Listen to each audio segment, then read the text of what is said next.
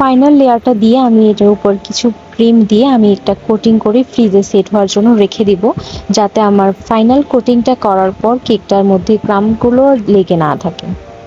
Fridge থেকে বের করে এনে এখন আমি এটার ফাইনাল কোটিংটা দিয়ে নিব। ফাইনাল কোটিংটাও আমি একটা পাইপিং ব্যাগের মধ্যে ক্রিম নিয়ে নজল সেট করে তারপর দিয়ে নিচ্ছি। এখন একটা স্ক্র্যাপারের সাহায্যে আমি কেকটার ফিনিশিংটা দিয়ে নিচ্ছি।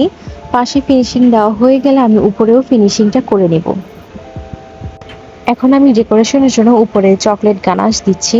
এটা ছিল ভ্যানিলা পেস্ট্রি কেক, কিন্তু আপুর ডিমান্ড ছিল যেন উপরে চকলেট গানাশ দেওয়া হয়, সেই জন্য আমি চকলেট গানাশ দিয়ে ড্রিপ করে নিয়েছি এবং একটা প্যালেট নাইফের সাহায্যে উপরটা স্মুথ করে ফিনিশিং দিয়ে নিচ্ছি। গানাশ দিয়ে সেট করার পর কেকটা দেখতে এরকম হয়েছে। এটা দেখতে এমনিতেই ভালো লাগছিল আমার। তারপর এটাকে আমি